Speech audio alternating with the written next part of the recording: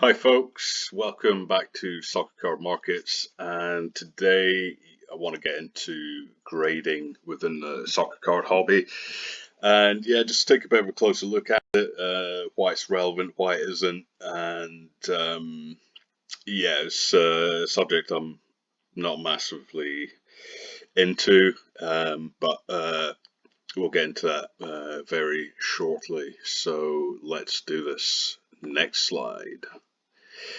So ultimately, if you're collecting cards, a card's a card, a sticker's a sticker, and you know it is what it is. Um, yeah, when I'm looking to buy things I collect, do I want to buy a sticker card with ding corners? No, not really. But if that's all there is, then sure, I'll take it. Do I want to buy or collect a sticker card that's widely off center?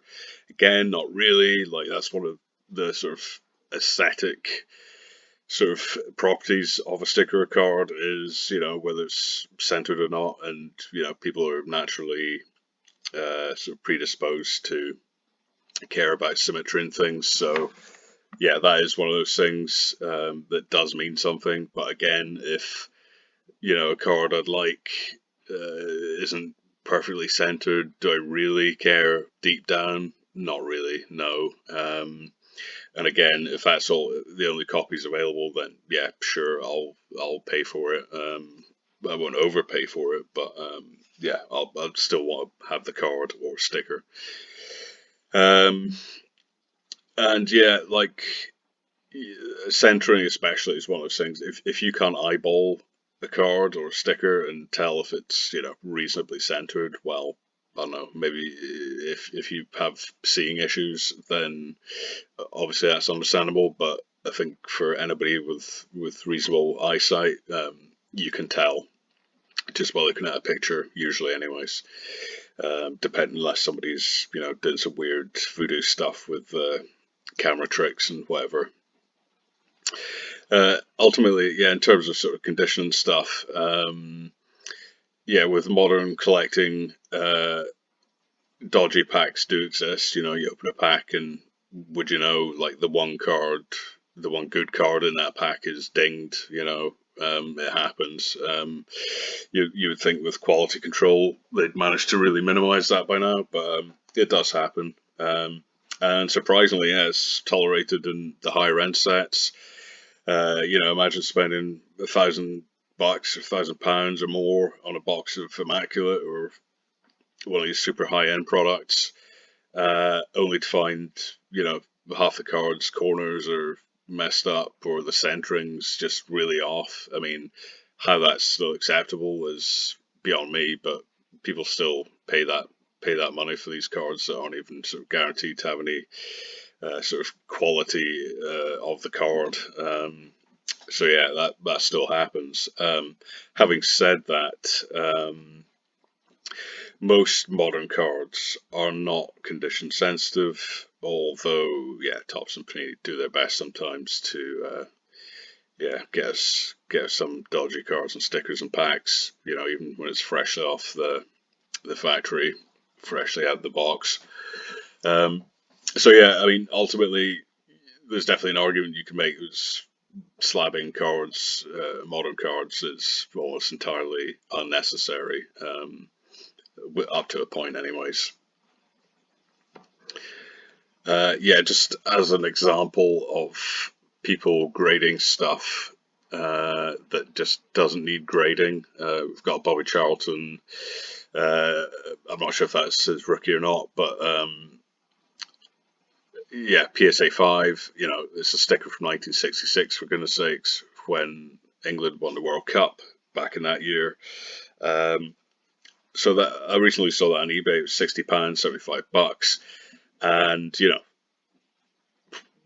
in my mind, it's not really a market I'm that interested in. I just happened to see it, but what a great buy that is. I don't know about how many good condition stickers are of that, but given the vintage of it and the player and the significance of the year, that seems like an incredibly reasonable deal for that particular sticker. Uh, and then you've just got just absurdities like a Garnacho base rookie from a paper set that someone's got. Oh wow, it's a gem in 10. But like, there's no reason whatsoever to be slabbing up these sort of cards. And they try to get like £55 for it, $68. I mean, it's just really stupid. And if you compare the two, I mean, it's an absolute no-brainer. Who's the legacy player who's won stuff, who's got historical significance, and what? There's no doubt the Charlton's probably, like thousands times rarer than the Garnacho. But I don't know, that's what people are doing. And that's something I want to really get into. Yeah, let's talk grading more in more sort of depth here. Yeah, when I started collecting again, sort of 3-4 years ago, I was skeptical about grading then, and I still am to quite a large degree. I'll use another car analogy in this video, like I did in the previous one. You can choose what car it is using the power of your mind. So right, here's a scenario. You go to a car dealer, you want to buy a car, and you buy it after a test drive, of course, at the agreed price, at the market rate. Scenario 2, you go to a car dealer, you want to buy a car, you buy it, but then you send it away to a company to evaluate what condition the car is in before it gets returned to you, which obviously makes no sense at all. So a car is a highly complicated piece of machinery and engineering. There would actually be justification to have a car sort of graded. I mean, I don't know if that sort of thing exists, but it's a highly expensive item, complicated as mentioned, and there's many different things that can go wrong or right in a car. Whereas a piece of cardboard or sticker, I mean, it doesn't get any more basic than that. So yes, and so getting cars graded, generally speaking, just seems complete overkill. Usually, not always. I will concede that. So yeah, there's sort of two caveats to make at this point. Yeah, vintage, like the Charlton sticker, all the cards and stickers do warrant grading sometimes. They can be condition sensitive given the age, so you want to sort of protect them, makes sense. And yeah, especially with stickers, actually not just stickers and cardboard from that era or earlier stuff. You want to make sure it's authentic, hasn't been trimmed or tampered with in any way, and you would hope that a grading company will spot it. No guarantee that does happen. And again, yeah, stickers, I guess, from any age are quite easy to trim as well, so there is that danger. But again, there's no guarantee a grading company is going to spot it anyway, depending on how it's done and who happens to be doing the grading. And the other reason, yeah, I guess it's just higher end cars and stickers.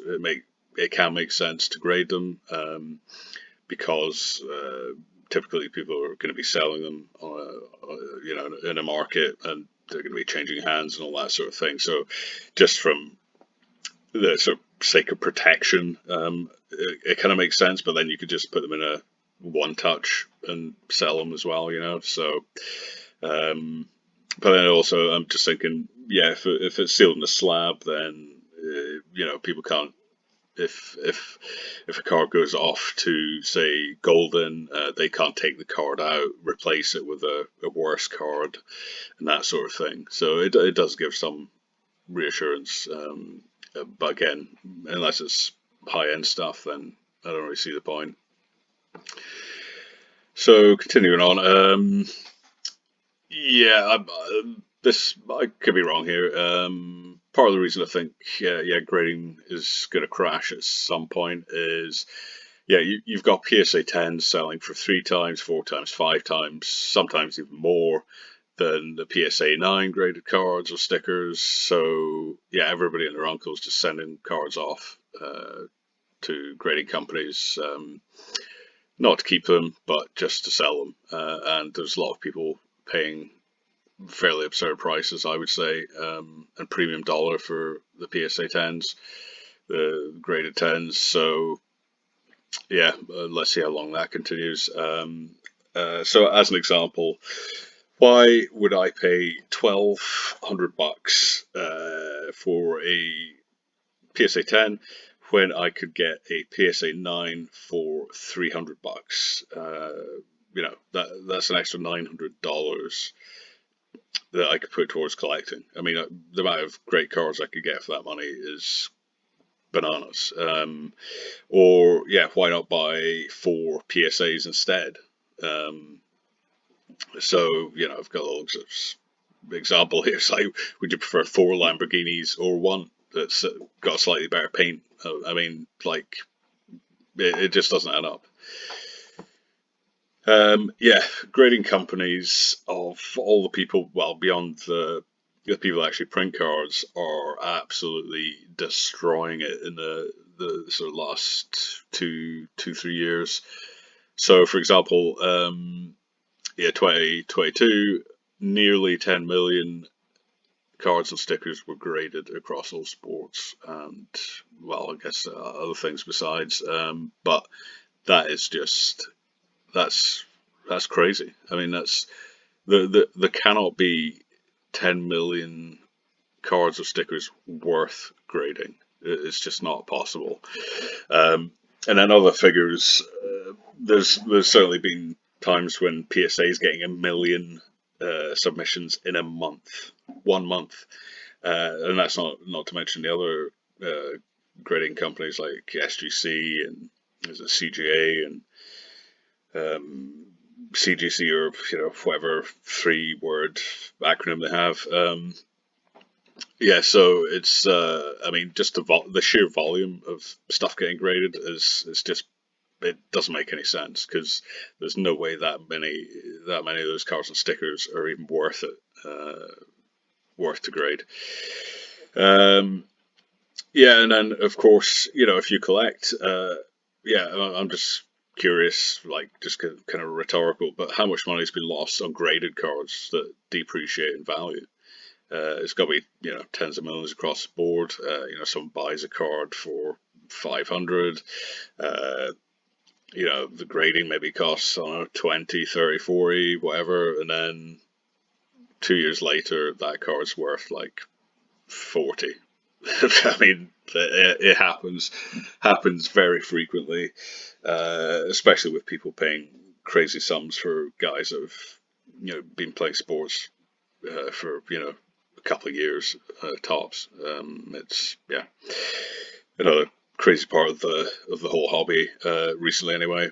And yeah, a graded card of a player that flops is still a card of a player that flopped. And yeah, if you've paid the money to get it graded yourself, you're also down not just what that card's down on the market, you're also down the money you put into the grading itself.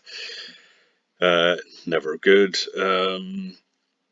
Yeah, the vast majority of cards and stickers that you get out of packs in modern market, well, in the modern soccer card market, you're probably going to be, if you send them off to get graded, I would think the average would be an 8, depending on the product.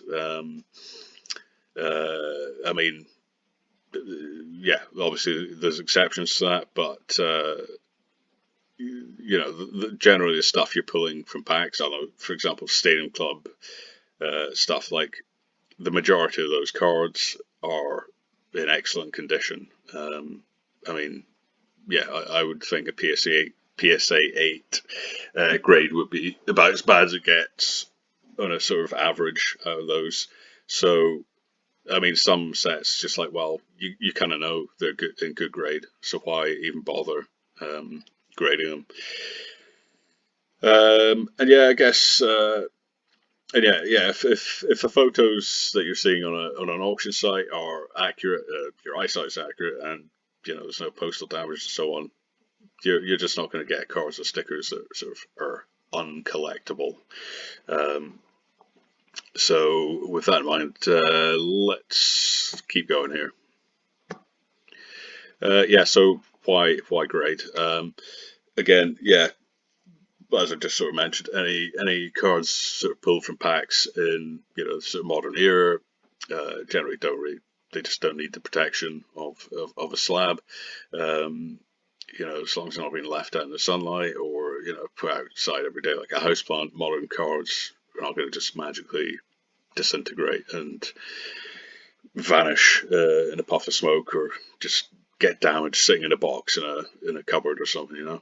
Um, yeah, and as mentioned, previous some sets are condition sensitive, so there is, I can see some valid reason for people wanting to get them graded and potentially get a premium from sets that do have difficulties in that area. Um, yeah, the example I pulled up is a very basic one. Match Attacks 2019-20. Um, you know, fairly low end cards, unless you're talking sort of the Highlands from that era. But yeah, as you can see in the picture, the borders are black, like solid black in the back. So any wear or tear you see immediately. So they're just a condition sensitive set. And yeah, they're not the only card out there that has issues similar to that. So if you got PSA 10 on one of those cards of a player that people collect, then I can see some justification for it fetching some sort of premium. Uh, what else? Yeah, grading. Just very expensive. I mean, you're talking like £12 or like $15 or more per card, and then if you want it back sooner, you got to pay like I don't know, like near £20 or $25 or something like that. Um, just to get it back within a couple of weeks, which makes sense because the market can shift very quick, but you're also putting a lot of money into just grading the darn thing. The money that could be used to buy other cards potentially. Um, yeah, so I don't know. Yeah, just grading. I mean, it can make sense in the sort of flippy dippy marketplace where people are just essentially. It seems like just about everyone's just buying to sell now, as opposed to really collect. Um, but yeah, I don't know. Like to grade, yeah, to grade a low value card like that Garnacho base rookie, it's just utterly stupid. What an absolute waste of money. Um, yeah, and also you've got obviously the pop reports, the population reports for graded cards, which a lot of people buy into, which again is just completely um, just hugely overvalued in many ways. For example, it's not really correlated across companies. There's a whole bunch of companies that grade now, and also I don't know, say for example, Ronaldo card from 2010. Like, yeah, there might be only I don't know 10 submitted to PSA, but that doesn't mean there's not like a couple hundred out there that haven't been. So yeah, it's got a lot of flaws to it, put it that way, and not something I think you can put or trust that much. And there's also quite a lot of examples of people paying huge amounts for, say, earlier sort of messy stickers or cards, and then all of a sudden, tons of people send stuff into PSA, and people are like, oh, there's actually hundreds of these, there's thousands of these. So yeah, it's a lot of flaws, and yeah, another part of the reason I'm not massively keen on grading as a whole. So just in selling and collecting and buying soccer cards, yeah, there's risks as a baseline, but beyond that, if you grade your cards, you trust a mail service to do their job twice, there and back, and yeah, have fun with insurance companies because they do not want to cover anything, no matter how much evidence you have. You trust grading card to do their job, not do anything dumb like swap your stickers or cards to accurately label the slab, don't drop it and damage it in the process, and so on. You're also essentially trusting the grading company or the person grading the item to essentially establish the value of your collectible. And yet they can be wrong and are sometimes. So people are putting a lot of power in the hands of these grading companies, literally. Different companies have different grades. Again, just confusing. I mean, it's not complicated, really. It's why at least PSA keeps it simple. I mean, yeah. Um, and yeah, one of the main drawbacks I think, if you're grading, is you set it off, and then by the time you get your card or sticker back, the market's just completely changed. It could be up, could be down. Could benefit you, might not. But yeah, that's a major risk. But given the sort of hype that surrounds certain players for brief spells, it could be a month or a couple months, and then by the time you get your nicely graded car back, it's going to sell for like half of what it would have done a couple months previous or whatever. And yeah, let's not forget PSA's 2-year wait for returns that happened a couple of years back, which still utterly scandalous that they got away with that and people didn't even get refunds, as far as I'm aware. Next up,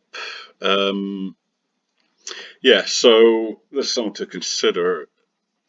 How long will idiots continue to pay or overpay for gem mint 10s in the soccer card hobby, or well, any hobby for that matter?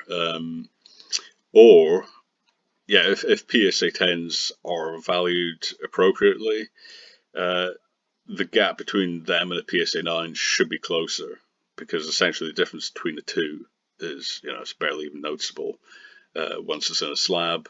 I'm not going around putting mine under a microscope anytime soon. So yeah, that's another thing to consider. Yeah, a few economic things here. Like, I mean, the flippers and the dippers. I mean, are they going to remain interested long term? I mean, these people aren't really interested in the hobby; they're just looking to make money. So I don't know how much longer that's going to continue. There's economic concerns too, especially in the UK. The economy is not good, and we've already seen the last sort of month or so a real kind of downtick in some sales, and the sort of sales that cards are going for, the sales totals that cards are going for. I don't know if that's the same in the States or elsewhere as well, but yeah. Um, And then, yeah, how much longer are people going to trust in and break with whatnot breakers? Because they essentially allow a lot of higher end collectibles to even make it to the marketplace. Like, there's a lot of cards that you would never know existed because they haven't been opened, like prior to whatnot, a lot of these breakers. So there would have been at some points loads of product just sitting in boxes, unsold or selling, but selling slowly and so on, in the hands of private collectors. So yeah, I know the whole breaking thing. How much unopened product is there going to be in the future? I don't know, it's just something to have a think about. And yeah, my real issue with the grading of soccer cards is just the ultimate in if I can pronounce this correctly, unjustifiably and artificially inflating card and sticker prices. Yeah, I really am amazed so many people are doing it, and I think there's there's definitely a lot of people just seeing, oh, they're sort of the influencers, sending all their stuff off to get graded, and it looks all kind of cool, and that's what the big boys are doing. So there's a lot of people just doing it because everyone else seems to be doing it, which is rarely a good reason to do much of anything. So with that all said, next slide. Yeah, I mean, yeah, there are some things I do like about grading. Yeah, slab cars look nice. They've got sort of frame random. Here I've got a little Futera card that has a gold frame around it. I think they're the first people to do that to their cards, and it does looks super cool. So yeah, can enhance the aesthetic appeal of cards for sure. They ensure protection within a market where cards are frequently shipped and change hands. So, just damage limitation really, and also there's the reassurance of the cards not being swapped out or changed and that sort of thing. Authenticity is somewhat guaranteed. Again, I'd say more relevant to sort of older market stuff. But again, yeah, these grading companies, they do get things wrong. It's not that uncommon. They're human beings. Grading, yeah, does give a solid guide to sort of the quality of the item. Has market relevance and obviously resale value, so people can see, oh well, PSA 10 sold for this, therefore my PSA 10 might sell for around this, and the buyer thinks to themselves, well, the previous PSA 10 sold for that, so yeah, this seems like a reasonable price for this PSA 10, and so on and so on. And so what else? Yeah, and when grading, or yeah, when you're not planning to sell cards, getting them graded just seems completely pointless if you don't have somewhere safe to store them. I mean, where are you living? Are you on the streets? Yeah, and just sort of as a last kind of note, yeah, if I buy a card for like £40, £50, which is a reasonable rate to pay, it's not like a bargain, it's not overpaying, and then I can get graded, and getting a grade 9 means that it'll sell for £100, £125. I'd kind of be dumb not to grade it, you might think, but then there's a cost of the grading, so I'd increase that to probably around £60 that I'd have to pay to make £40, and then auction fees. You're probably talking, it looks like £60 profit or $75 profit here, but it's actually probably near 30 once everything's all sort of paid for and done. So the profit's really in the higher end cards. The cards that are selling for hundreds, if not thousands. Yeah, and I don't know when's the sort of flipper collector effect going to balance out, because I can just see people getting burnt out with sort of overpriced graded cards, and not wanting to pay those ridiculous sort of premiums for cards that are, you kind of know they're in good condition anyway, so the fact they've been sent off to PSA is almost like, well, I don't care.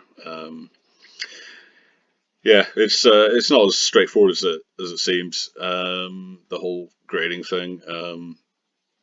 Yeah, there's some good reasons to do it, and then there's a lot of reasons not to do it. And it's obviously up to you, the collector. And of course, in the end, a sticker is a sticker, and a card is a card, and it's still the same thing you bought. As long as you've kept it stored somewhere safe and it's not been tampered with. So yeah, I don't know. I'm interested to get your thoughts on this, and yeah, I've got no interest in this, by the way, in terms of graded cards or ungraded cards. I just don't like overpaying for the same product just because it's got a slab on it. That's my main contention. But yeah, soccer card markets over now. And yeah, if you've got any ideas and thoughts about the whole thing, I'd be delighted to hear from you. And I will catch you next time.